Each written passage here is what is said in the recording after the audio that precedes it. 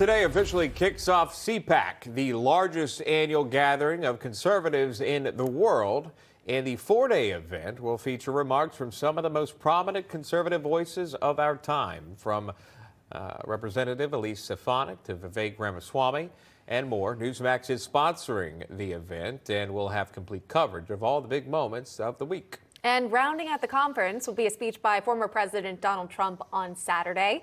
It comes as Trump maintains a large lead over former UN Ambassador Nikki Haley in the GOP presidential primary. Again, that one in South Carolina will be on Saturday, so results could be coming in.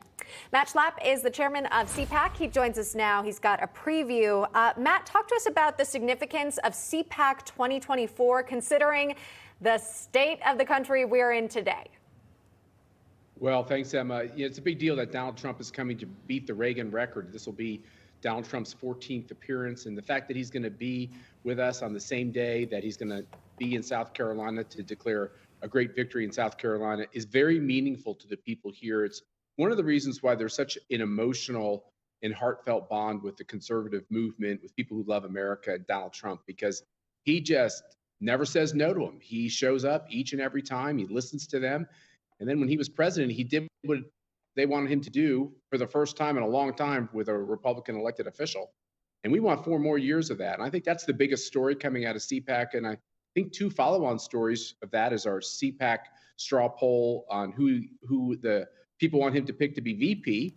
And then I think all this conversation about how lawfare is being used to try to prevent Donald Trump and his allies from being able to exercise their constitutional rights. I think that's really a huge part of what we're worried about.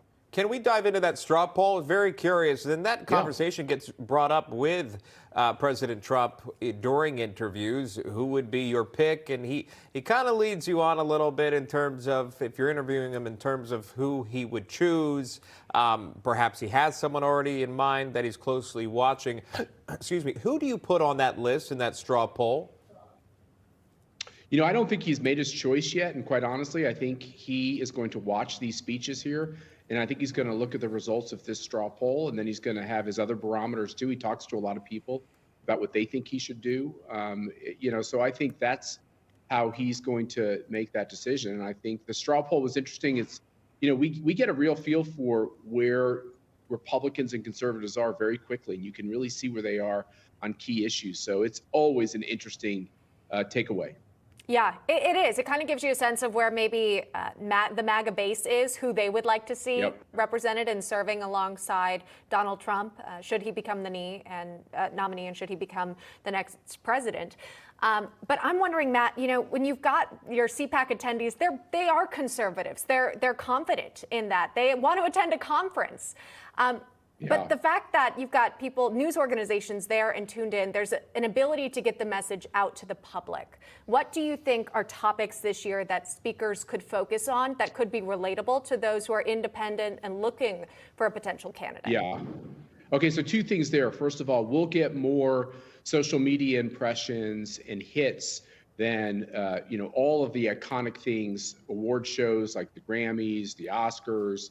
We're going to be right at the tippy top of any event that happens in our society. So it's an unusual thing in politics, and it happens every year. And one of the reasons that's true, Emma, is that we're not old and stale and just pulling out the same old trite talking points on topics. It's a live show.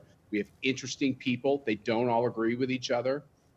We've also made sure that we're expanding who we work with in the media. And Newsmax is a very important part of us getting that message out. Conservatives have been very depressed because places they've gone to get news have really let them down over and over and over again on the key things they care about. And they're on the prowl to try to find places to get news that will shoot straight with them and tell them what's really going on. Newsmax has become that for a lot of people. And the same thing, CPAC has to be careful that we are shooting straight with people and that we are giving them the speakers that they want to hear from. And that's exactly what we try to do every year. We get criticized for this or that, but I've grown kind of to have calluses about all that. I don't really care.